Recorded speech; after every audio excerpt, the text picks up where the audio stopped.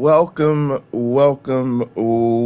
everybody, to the Pocket Locker podcast. I am your host with the most, all the way from the East Coast. And as always, good people, I am in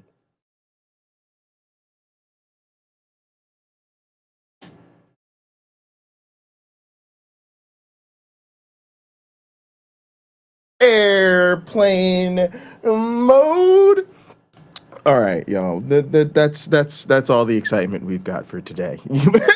Trigger warning: you might want to tune out today if you're having a sensitive day. What would today's triggers warning be? LGBTQ issues, particularly trans folks. Gonna hear some horrible shit about that, and just some general Christian buffoonery. So heads up on that. Y'all, I'm trying to, first off, I'm trying to do a nitty. I'm trying to do a nitty. You know how nitty do. Y'all know how nitty do. Nitty be like, look, I got an hour for lunch. I'm a pop on real quick, kind of do a quick little stream here, talk about some things, and then get on with the rest of my day. But yeah, I'm kind of between appointments. I had a doctor's appointment this morning, and I have a eye doctor's appointment this afternoon. So I'm trying to just jump on real quick and holla at y'all about some stuff that is bothering the hell out of me. Quick shout out to everybody in the chat. Jake, thanks for coming through. Carrie Ann, good to see you. Misinterpretations, definitely good to have you here for sure. Thanks for coming through. All right, y'all. Look, this is what's bothering me, y'all. It's just the sort of fascism of the times we live in, and the impotence of all of us that are left of center, which is now way over to the right. So I don't even know what we're doing anymore, y'all. And it also just feels like, I don't know. There's a certain like performative lag, I want to call it. There's a way in which people, especially who we would consider more, I don't know, like mainstream left, mainstream liberals, I don't know what the right word is, are actually like tragically behind the fucking times, right? And at some point it starts to feel deliberate.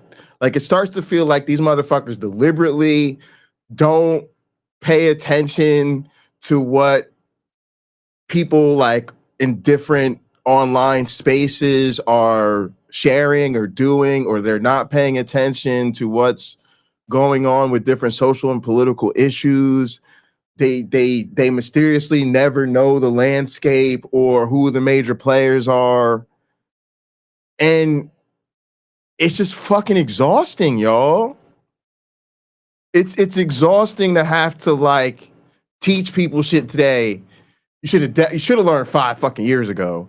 But all right. So first thing I'm kind of raging out about right now, y'all, is Jubilee. Okay? And I didn't even I didn't watch the whole Mehdi Hassan Jubilee debate that's been all in the news. To be honest, y'all, I don't watch Jubilee. I have watched their stuff like when they were new back in the day, like before they figured out their current formula or whatever, and none of us knew who the fuck they were, and it just was like, oh, cool, like what's this new platform or whatever. But after a couple videos, I think most of us quickly figured out who Jubilee is, and we moved the fuck on with our lives. And to me, if you're more like in the spaces we're at, I don't know what to call this space. I feel like we do like micro media. I've been thinking of it, right? Because it's not like mainstream. We're not mainstream, but we're not even like the independent like content creators. We're like micro media. We're small time and proud of it.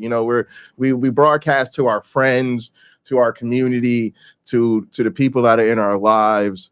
But I think there's something to our collective power Like a lot of us, we have sort of because we have an influence on each other, and then there's like a networks of us or whatever, and we're really like in tune with our communities in the way like bigger people aren't, because they don't have the time and we don't have the choice, right? So it's just kind of like I think we have a lot of power and leverage, and I've been realizing that in different situations that I found myself in.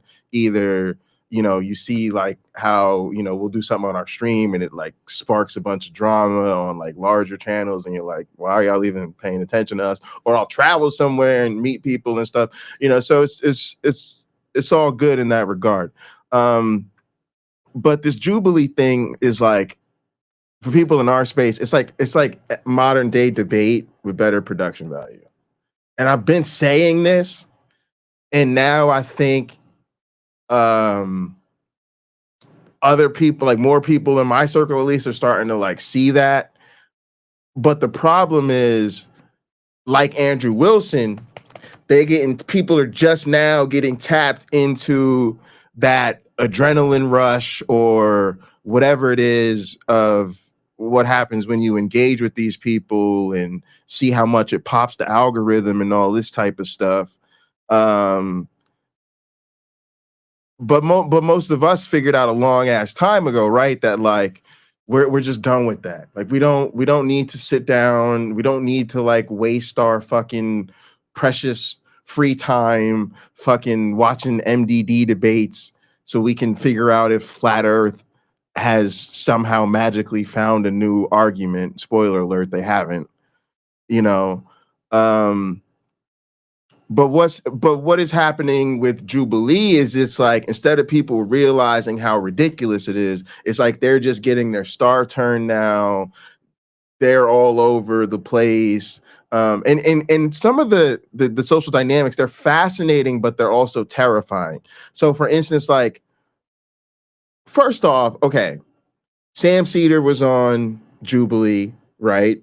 And that was pretty big. That like all the like the progressive liberal independent media like really covered that. Like that was a big deal. Okay. And then Mehdi Hassan went on there. More recently, Cenk Uger's gone on there. But you could go back into their catalog and see where other leftists and liberals, most of whom are problematic in different ways. But anyway, there's like, it's weird. There's a history of them doing this, but at the same time, they're sort of ramping this up. And, it's like they've done a lot of stuff, right? But now their new surrounded thing where it's like one person versus 20, whatever the other people are. And then they have the instant debates, and then they raise the red flags to vote, whatever that is. That format, that's what's been really their success. So they've been leaning more into that over time, I guess. I'm just surmising. I don't want to. I just can't sit through an hour and 45 minutes of this awfulness. Okay. But what's pissing me off about this is, when you get to like the Sam Cedars and the Mehdi Hassans and people like that, you're talking about people that have really large platforms. These are some of the biggest voices on the left.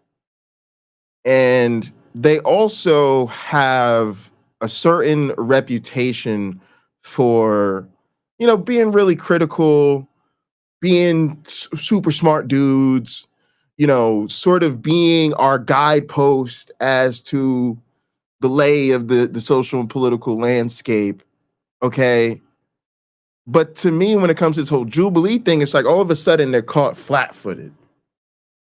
All of a sudden it's like, well, they didn't realize it was going to be that bad. Or they didn't realize what Jubilee, they didn't really know what Jubilee is. Right. And then they're like celebrating, like bigging each other up for doing it. Because Mehdi Hassan said he actually talked to Sam Cedar before he went on. And so Sam Cedar had Mehdi Hassan on the Majority Report. And so they just jumped into it, right? Like they just they just jumped into it, started talking, and they made it very clear that like Mehdi called Sam to like say like, oh hey, I got invited on Jubilee, like what do you think or whatever, and Sam told him it's a great idea, you should do it, da da da da da. And so they make it like, oh, it's really good that we do these things because we expose these like extremists or whatever. But at the same time, they're saying they understand the critique about platforming and normalizing this stuff, but then they just yuck it up and pal around about how crazy all the fascists were on Jubilee, and I can't believe they told Mehdi Hasan to get out of the country to his face or whatever. But to me, it's just all a bit too convenient. It's just all a bit too grifty. It's just all a bit too like nakedly like, no, you just wanted to pop. You went there because you thought it was a great opportunity to get your brand and your show out there. And it's I don't know, it's just it's bugged me for there to be sort of like no self-awareness in all of this. All right, so look, let me just jump into this. And this is how it works, right? This is how it works. Like now there's more Jubilee shit popping up in my feed. Again, the algorithm should know. I'm somebody like when I first found out about Jubilee, I watched, then I like unsubscribed or stopped watching, maybe even said don't recommend this shit to me or whatever. But now there's Jubilee shit popping back up in my feed. Why?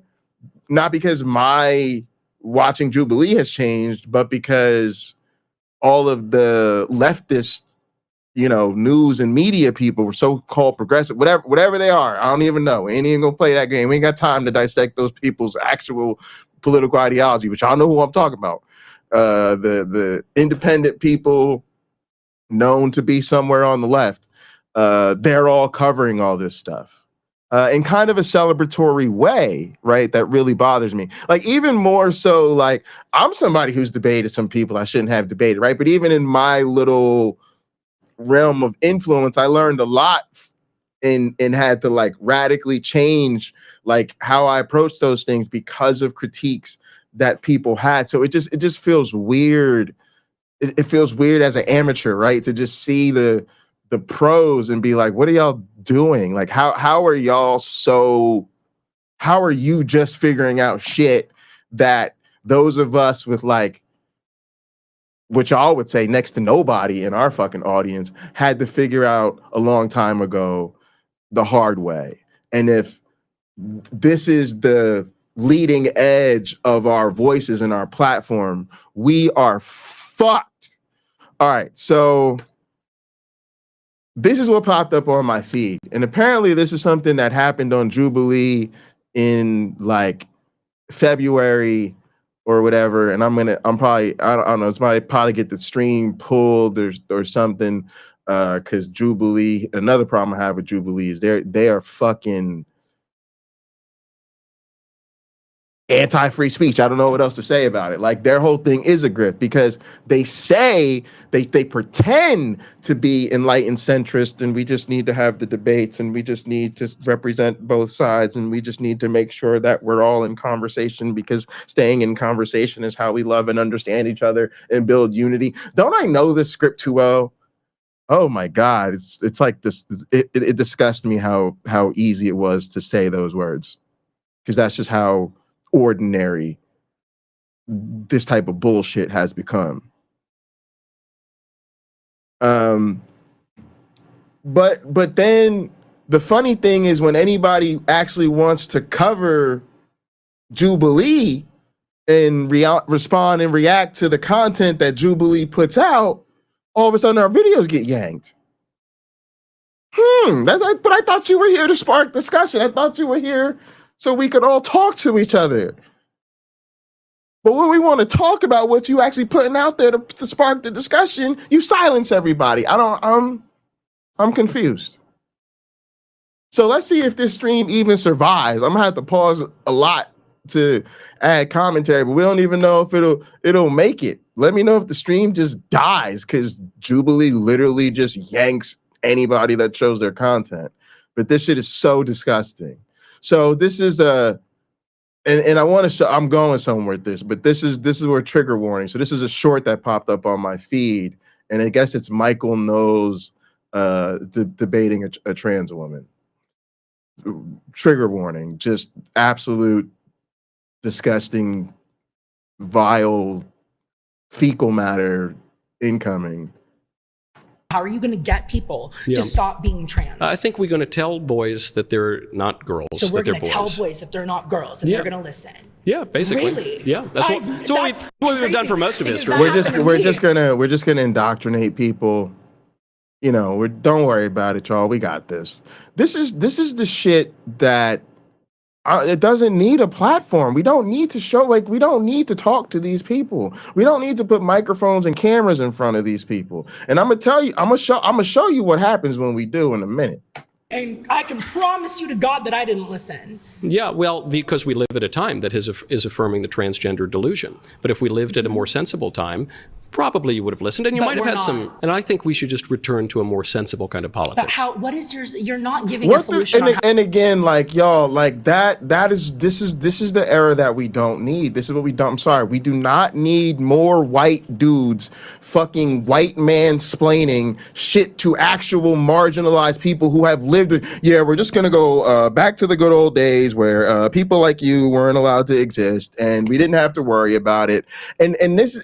But how does he put it, y'all? Listen to the fucking language. I promise you to God that I didn't listen. Yeah, well, because we live at a time that is affirming the transgender delusion. But if we lived at a more sensible time, probably. We live at a time that is affirming the transgender delusion. So it's cool. It's just cool. It just literally, like, y'all, this is what the show is. This is what the fucking show is. The show is this literally cool to sit in a trans woman's face and talk about the transgender delusion. That's fine. And then tell her we need to return to a more sensible time. And then that's the valid opinion, y'all. It's not that he's just a hateful fucking monster. He's just a civilized, educated man who wants to return to what he sincerely believes to be a more sensible time. So now we're not in the space that we need to be in, where you say some crazy shit to my face, I pick up this chair, fold it, and go straight WWE on your ass, which is what needs to happen. I'm sorry, this is the YouTube don't strike me. I'm not calling for violence, but this is what happens when certain people don't get their ass whooped. They think they have the right to just violate other people's humanity with no fucking consequences.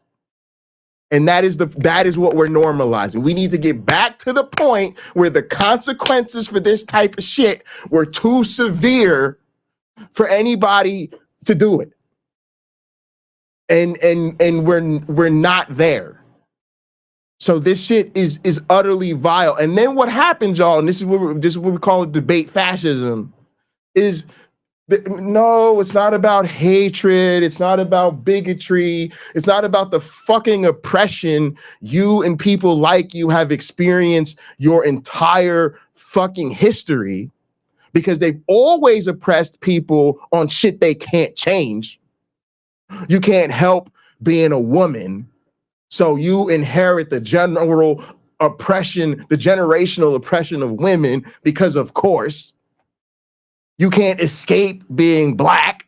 So every single black person inherits the generational trauma of what it means to be black.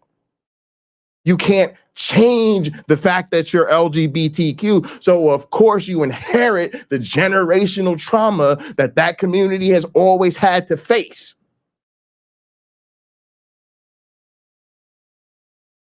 And now, instead of these motherfuckers needing to be literally sent to the shadow realm, that's where they need to go. Back to the motherfucking shadow realm. The problem is we got to provide better arguments, y'all. we cannot even sit down and have a face-to-face healthy debate over our humanity and bring out our best reasoned arguments so we can appease the gods of debate bro philosophy on the internet. That, y'all. Nitty, I'm sorry, Nitty. If I'm in your time slot, I'm sorry. I said I'm trying to pull a Nitty, man. I just had to jump out here real quick during my little window of time today, Nitty. You would have listened, and you might have had some. And I think we should just return to a more sensible kind of politics. But what is yours? You're not giving a solution on how you would even be capable of doing something. I am. I think we kicked the fellas out of the boys' bathroom. We kicked the transgender teaching out of schools. How are you going to do that? We just enforced the law as it was before 2015. There was a law prohibiting trans women to go into the women's bathroom or trans men going into the men's bathroom. Yeah, it's there in the term women's bathroom. That's a law. Exactly. And dumbass. And why, and if so, then why do we need to keep passing these? Why are we proposing all these bills if there was already laws for this? All right, look, y'all, I can't even, I don't even want to keep showing this clip because it's just the type of wild shit that you imagine. And this is political commentary. So look, I don't want to show the whole clip because if I show the whole clip, then they're gonna say we violated their whatever. I don't know how these people still have a license. They Jesus Christ. That's the crazy thing is we're so much more likely to be censored than the actual fascists. It's crazy. But here's what I really wanted to show y'all. Let me see if I could get like a better. I guess it's as good as I can get with the size here. All right. Crazy jumbo. Oh no. Now I messed up. That's why men can't. Now I messed up. Now I messed up. All right, let's see.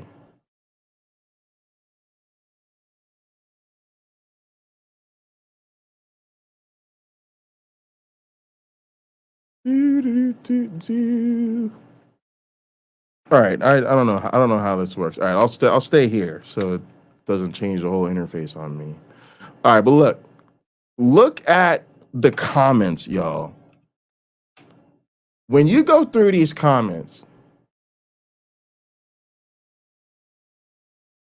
and it's the same thing if you go through the comments on an MDD video. This is not an audience that is in the middle of the road trying to engage sincerely the other side. That's just here to learn. And a damn sure ain't in the middle of shit. It is a right-wing cesspool. I don't know what else to describe it. It is just an absolutely teetering cesspool filled with just vile, awful people. But you'll notice, though, that they understand the fucking cues. They understand the language. They understand how to do the new bigot dance. And so, while it is very difficult to find a comment from a reasonable human being, again, because most reasonable human beings would not watch this exercise in absolute public hatred. I mean, I struggle to watch the short, the 2-minute and 49-second short, and literally can't make it through. This is just that vile. So it's very hard to find a reasonable person in the comment section, but it would be impossible not to notice how they're all cued in to all the debate talk. I think you're choosing not to hear what I'm saying. That's heavy. brings up two-spirit thing, gets proven wrong, gets mad, changes topics. Ask a question, midway through the answer, start interrupting, moving the goalposts, bringing up points with no relevancy. Start repeating points made in step 2 and try to control the conversation. Facts argue with feelings.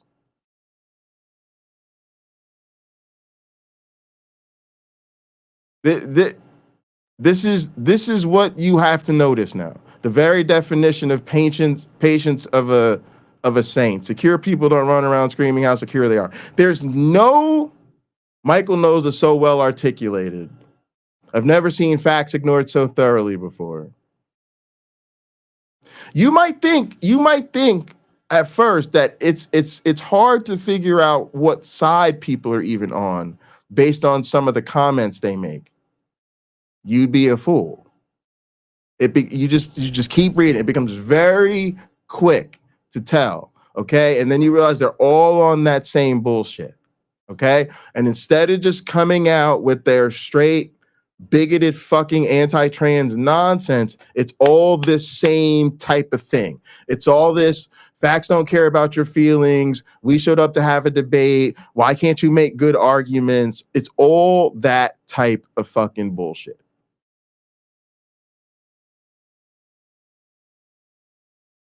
And I'm so sick of it. And so this is what we have to deal with. And I feel like, and honestly, I feel like people like Sam Cedar, people like Mehdi Hassan, first off, it's so interesting. Think about this. Mehdi Hassan got bounced off of MSNBC. Bye, Mehdi. Mehdi, yeah, it ain't gonna work out, buddy. And you got about 30 minutes to gather your personal belongings, or else security will have to escort your ass up out of this building. But this got him back on MSNBC. How crazy is that? MSNBC fires your ass for that, but then brings you back so they could talk to you, because that's how fucking viral this shit is going. And then they started to ask Mehdi and Sam Cedar starting to act like this was a good thing to do because actually Jubilee is just so popular with the kids, and you wouldn't believe how popular Jubilee is with young people, and they didn't know how impactful their appearances are going to be till all the young people started popping up. Like, bro, don't try to play me, bro. I'm a grown ass man, dog. Like, young, what? Relative to y'all? Yeah, maybe relative to y'all. Maybe even relative to me. But young, nah, bro. Kids ain't sitting through that type of nonsense, bro. I could tell you that right now. Young, like influencer age of like some of the people that were on the show, yeah, maybe that. But again, like most of them people know that this is trash, y'all. So it's just really interesting to see them do this song and dance over this. Like I tell people, like, just tell us you did it for your channel. I don't know why can't people just say that, y'all? Just we know that YouTube is your business or whatever. We know this is what you do for a living. We know sometimes you could just say like, hey, it's really hard to find opportunities that expose us to a new audience, or give us the opportunity to grow in the way we've always hoped to. So yeah, every once in a while we just we participate in the sort of debate blood sport, hoping to attract some new resources to our budding business. I'll be like, okay, cool. Like, tough way to have to do it, but like at least I wouldn't think you're an idiot, and I wouldn't think that you think I'm an idiot. That's all I'm saying. It at least be honest. So I feel like either they're lying and they can't be honest about their real motivations, or they got played. And if you got played, then like, how did you not know who these people are? Right? Because that's what most people want to say. Like, if you got invited to debate on Modern Day Debate, you might, I don't know, go check out the Modern Day Debate YouTube channel. You might like watch some of their previous debates, and then you'd make an informed decision. You would say either, okay, like I can't fuck with this, or if I do fuck with this, I have to understand what I'm getting myself into, and I have to go in with a total different approach, hoping for a total different outcome. But when you go in there, oh, I just showed up because y'all invited me here and thought we could have a wholesome conversation. I am so shocked and appalled at the things I've heard. Huh. How could people say these things in public? Wasn't that just so terrible? Bro, you ain't watch. You didn't check out the channel before you went on there? Like, how'd you not know? Like, I don't understand. I don't understand. All right, so look, like I said, I'm doing the nitty. I'm not doing a J. You know, what is the difference? A nitty happens sometimes during the day for a very reasonable, extended period of time because nitty's on his lunch break and then he got to get back to work. Okay. A J typically happens later in the evening for an undefined period of time because I ramble a lot. So today, Jay is trying to do a nitty. Okay. So we got to move on to topic number 2 because I got to keep it moving. This also popped up on my feed today, y'all. Hang on. Let me get it pulled up. And it bothered me. And there's going to be a little bit of hypocrisy here, y'all, because this is a thing that I tell people to do, but at the same time, I think it's fucking stupid. And so I'm gonna have to explain that to y'all, and I will. But y'all know I like to go on about the liberal Christians and how much it doesn't help. So holler at your boy. We're gonna watch this real fast. This is a Democrat Christian. I don't even know what that means. I guess a Christian who's a Democrat confronting Charlie Kirk. Yeah. Okay. And so we'll just see how this exchange goes.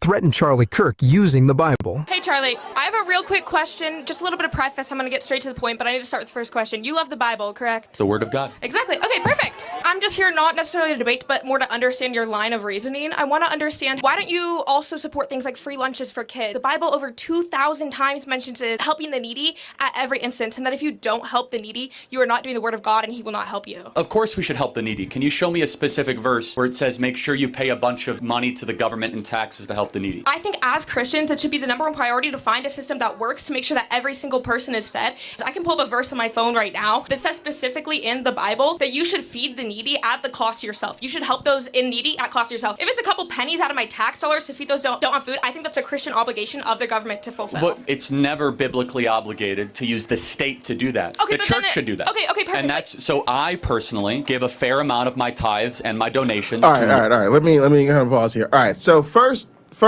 thing I got to do is just say, of course, y'all, I think this young lady's heart is in the right place and she's trying to do the right thing. And yes, I do say that liberal Christians and progressive Christians, whatever kind of Christian you want to label yourself, okay, that y'all need to take that shit over there to your non-liberal, non-progressive Christian brethren, okay? And you need to go convince them to stop ruining the world, okay? And to be honest, y'all, it's largely a deflection. It's largely, I can't stand liberal or progressive Christianity. I think they're wasting our fucking time.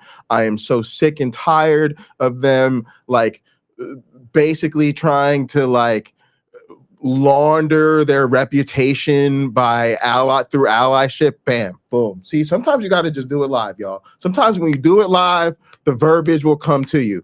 Laundering their damn reputations through allyship. It is so annoying because they want to maintain their Christo-fascist, Christian-centered identity, but then they want to let us know they're one of the good ones. Okay, so I get sick of that, and I want them to go away, and so I send them off. Okay, so part of that is just it is.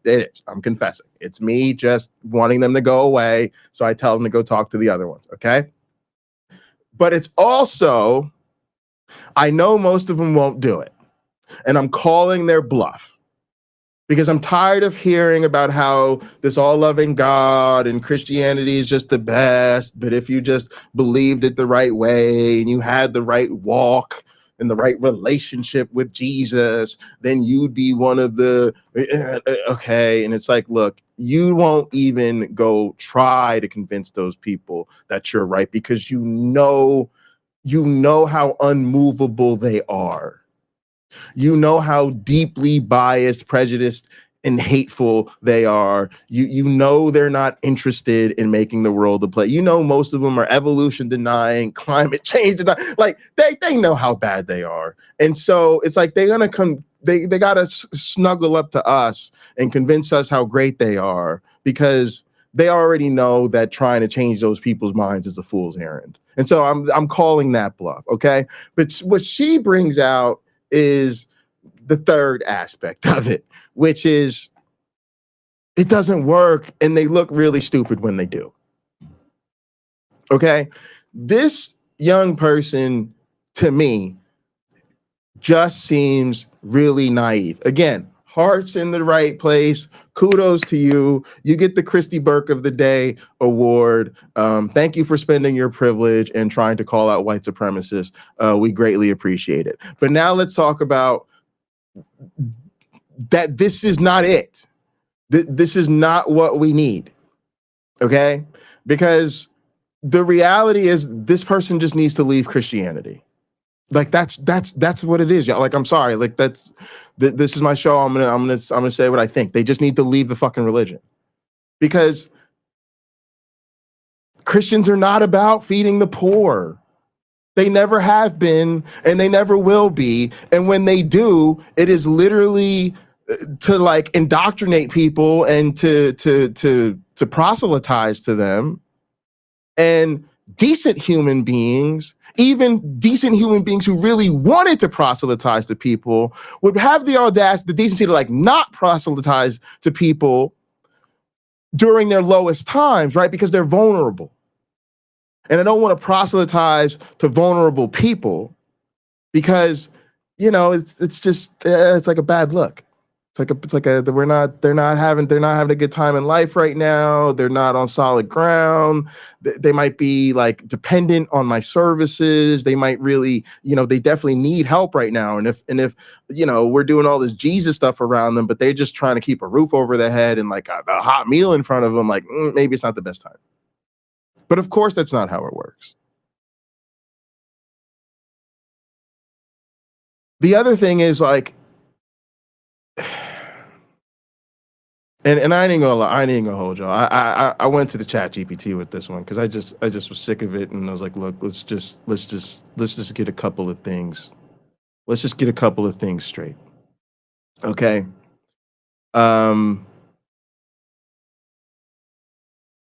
What we see with MAGA and the sort of Christo-fascism of this moment in American history, in America's narrative entrenched with the rest of the world, is a Christian phenomenon. I'll go ahead, like I said, this is my show. I'm going to say what I think. The same way the KKK is a Christian organization, like they gather in Jesus' name, they read the Bible and they pray and they sing Christian songs, right? The same way January 6th was on some Christian shit, the way like Christians promoted it in their churches, and churches like took buses, like the church, you could come on, are we taking a bus trip? We pack up some of that chicken and potato salad. We're gonna go us down to the Capitol, right? And y'all know that potato salad was all types of fucked up, and that chicken was that soft fry. I ain't gonna talk about it, but y'all know that soft fry. That was them people. They got the complexion for the protection. That was they chicken and they potato salad. Y'all, I went to a cookout this week and my sister had a cookout. Y'all, I took pictures of the motherfucking potato salad. Okay, goddamn photographic proof for all my white friends out there to show y'all what potato salad is supposed to look like at the goddamn cookout. There are no raisins. There are no carrots. There are no large chunks of vegetables. Show y'all what potato salad is supposed to look like and why y'all cannot be trusted to bring the goddamn potato salad. Now, back on topic. This MAGA movement is Christianity. It is a Christian thing. It is shit Christians did to us. Christians, particularly white Christians, did this to us, y'all. Okay, look. So look, I hit ChatGPT. I said, ChatGPT,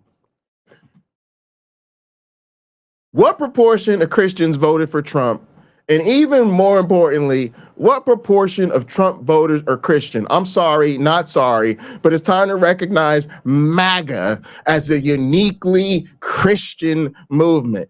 You're absolutely right to interrogate the religious composition of the MAGA movement. It is deeply entwined with Christianity. The numbers back that up. Here's a breakdown of the key proportions from 2020 election data. Bitch, I want the 2024 election data. But whatever, we'll go with the 2020 data because it's still MAGA data. All right, look.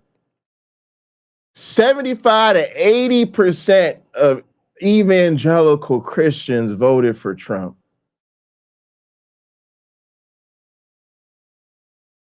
Yo, that shit is crazy. 57 to 64% voted for Trump of mainline white Protestants.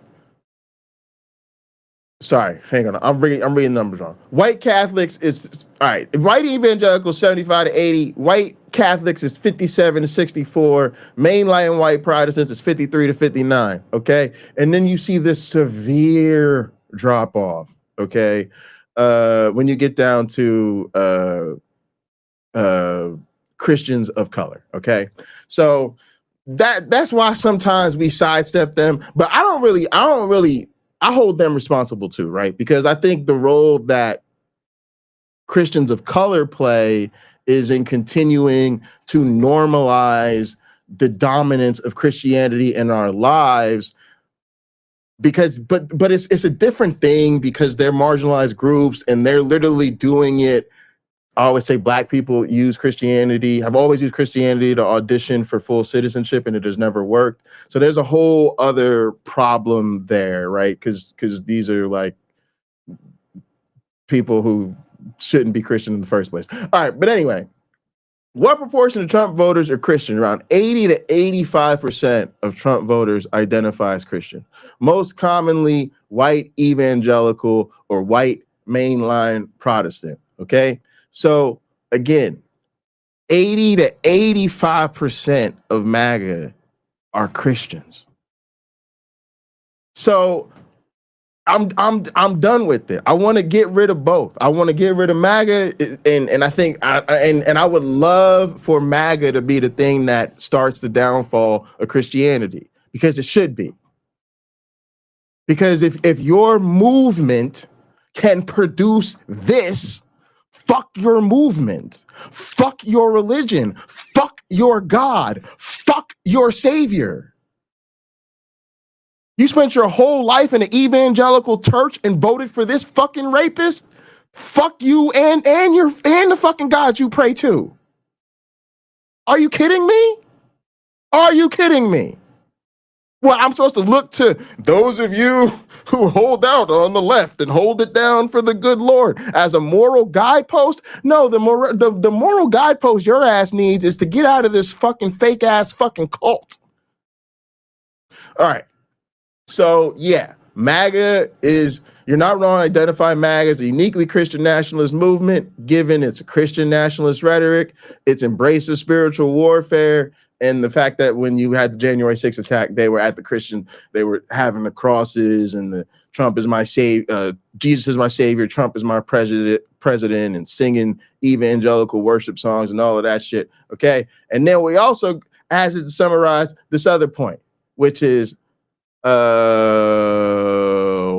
this is some, what the fuck was the next thing? I don't know. There was the other thing. I'll find it.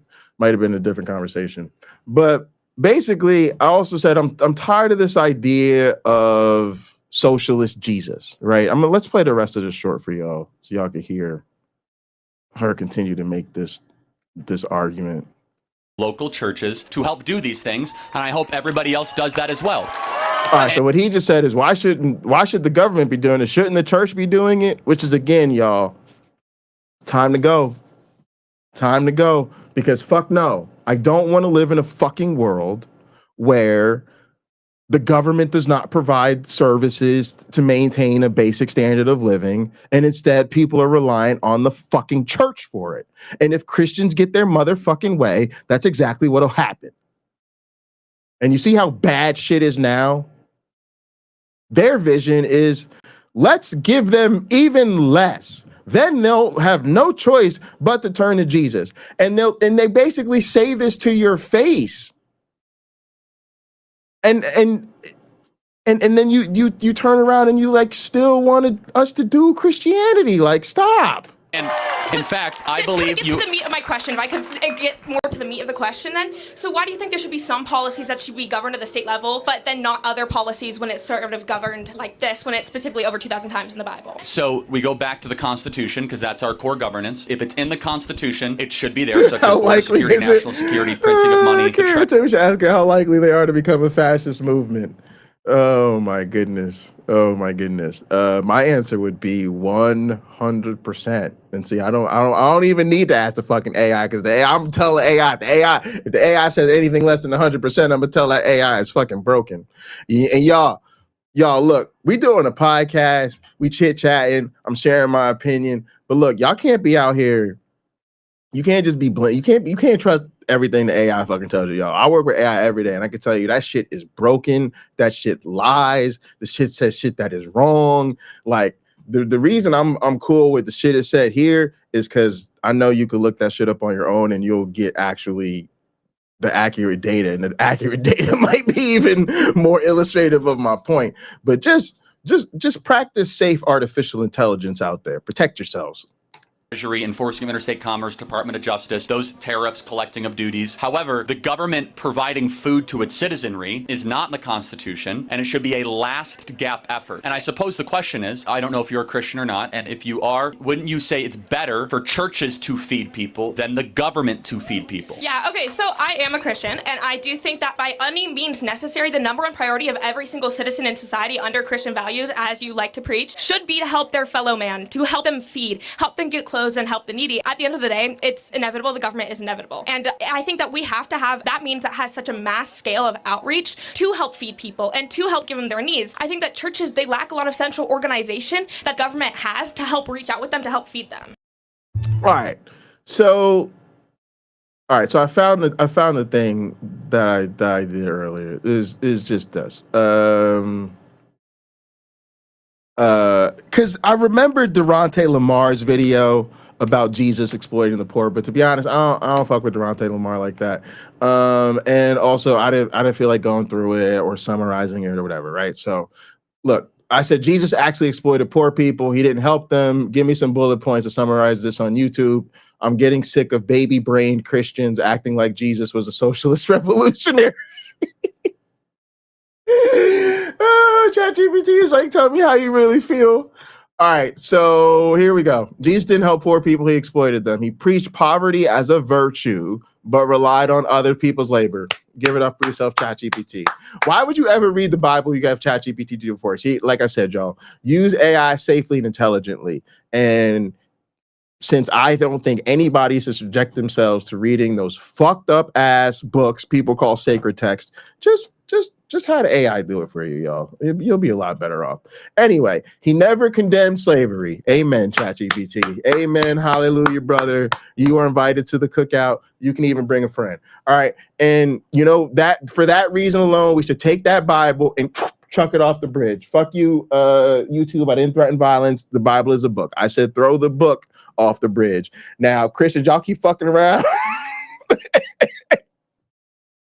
Y'all keep fucking around. You won't be far behind it. But for now, just take that book, flip through it, few thousand pages. Did Jesus ever condemn slavery? Nah. Fuck out of here. Okay. He told his followers to abandon their family responsibilities. I ain't got time for nobody telling me they're all about family values. He used guilt and fear to extract devotion.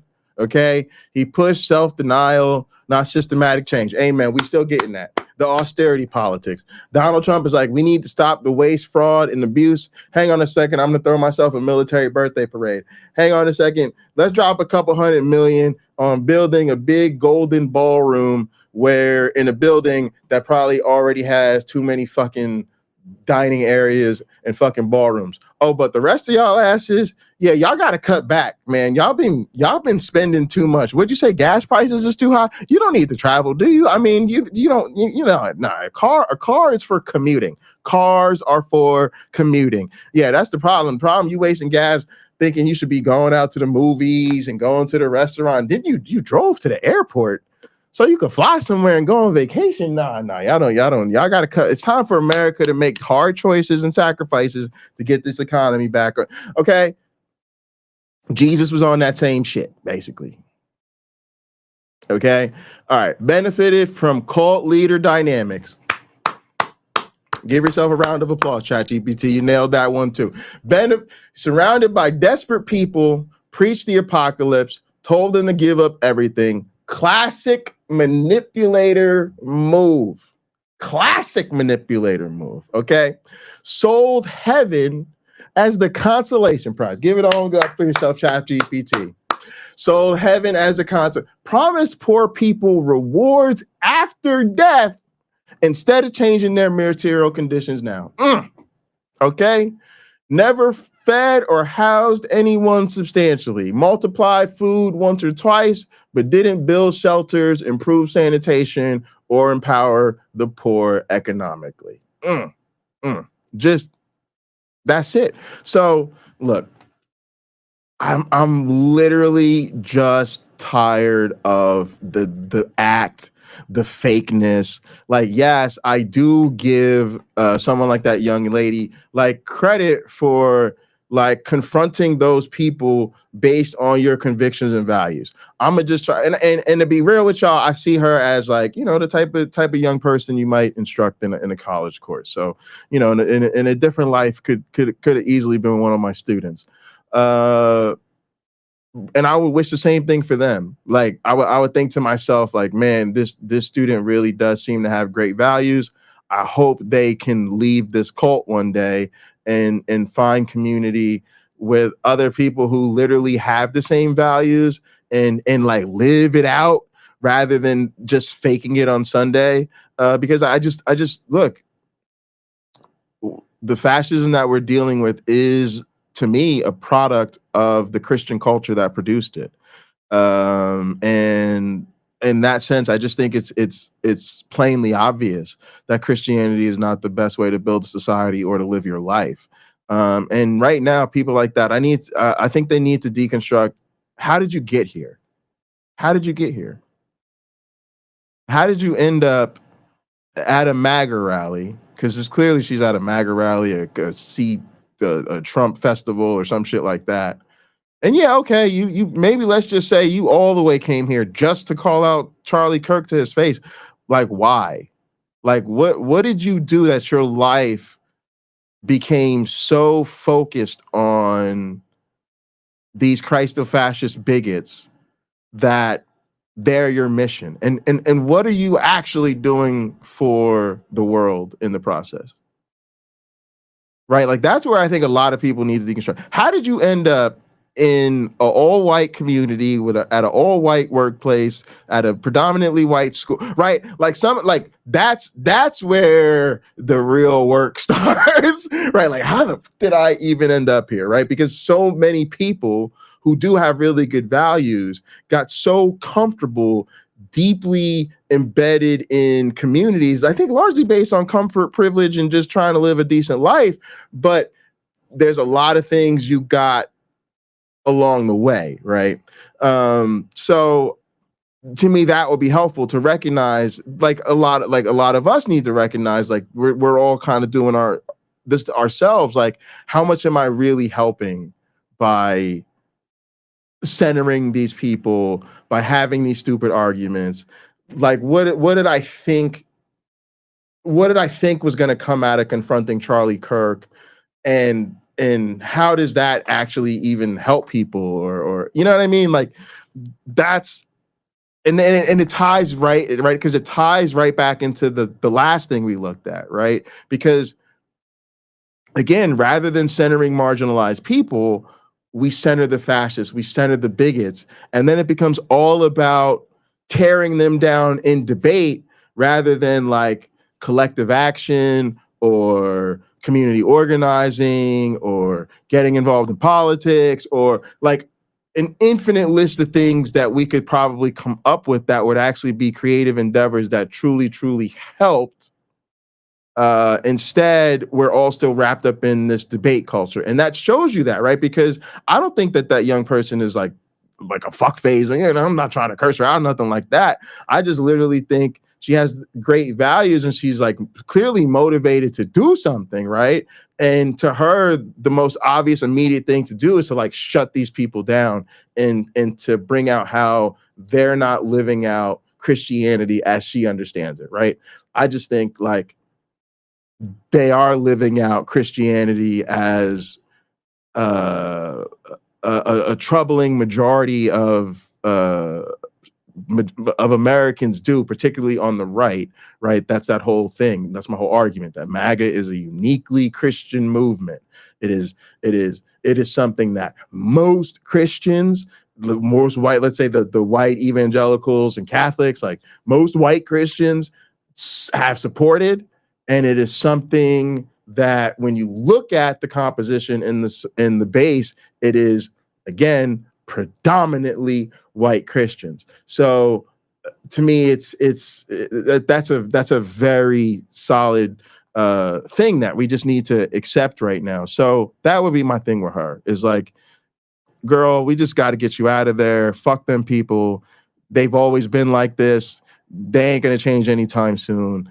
And your energy, your enthusiasm, your values, your commitment are probably much better spent in community with other people who are actually on the right side of history, so we can make the steps towards progress we need. And ultimately, I think that is what wins us the war in the end. Because let's be real, like, we are fucking war.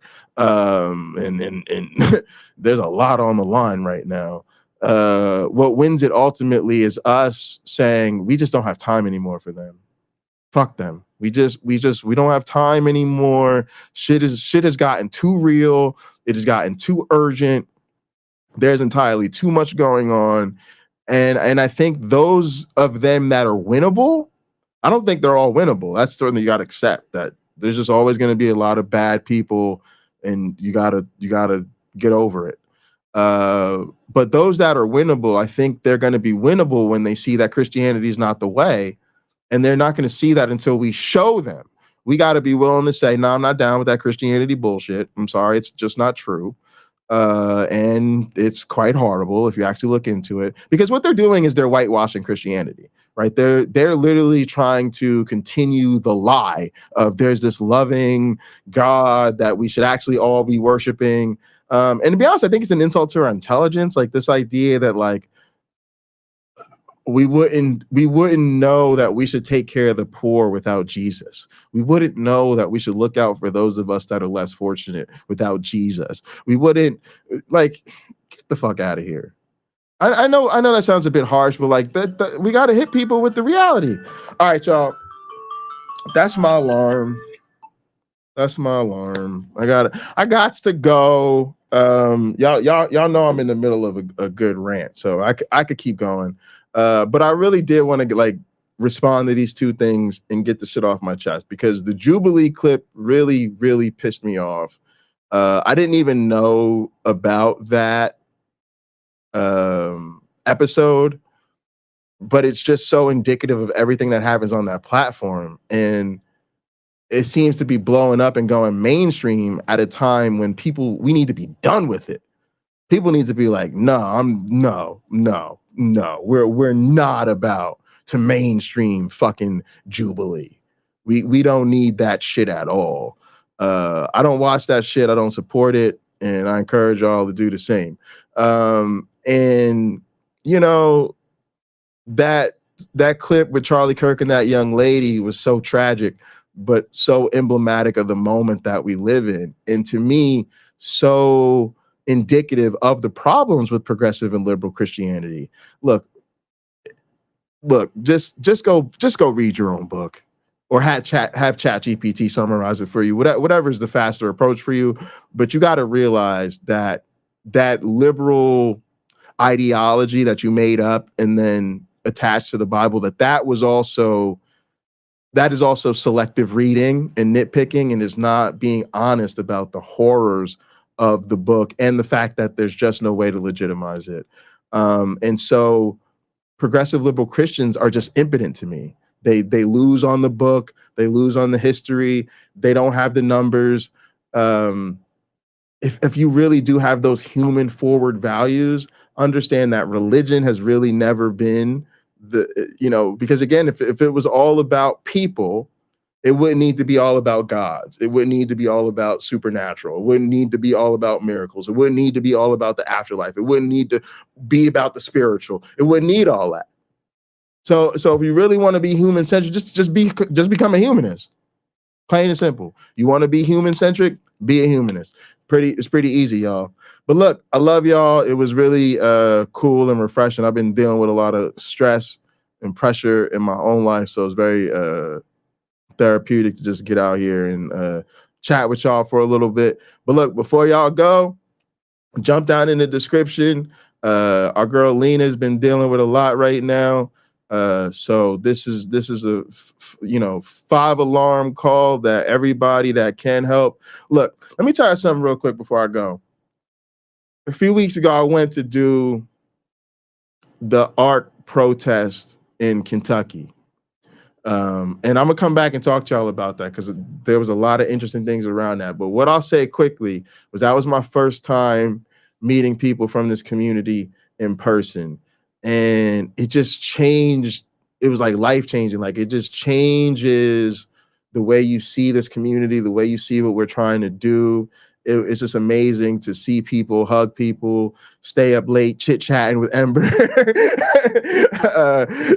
have crazy adventures with Ember we won't even get into. But yeah, just a lot of stuff I'll talk about. But it definitely makes you realize that we are real people and we are really trying to, build a community and be a part of each other's lives. So with that in mind, like it's really important that we help each other, because a lot of us don't have people in our IRL lives that can help us. So if you can do anything to help Lina, this is a really critical time. We really, really appreciate it. And it just goes to show that you understand that like we got to do mutual aid. We gotta encourage each other. We got to be there for each other in times of need. So thanks to all of y'all who even think about it or consider it. And if you can't help, at least consider grabbing the link from the description and sharing it, right? Share it on Discord, share it in your other servers, share it in your other channels,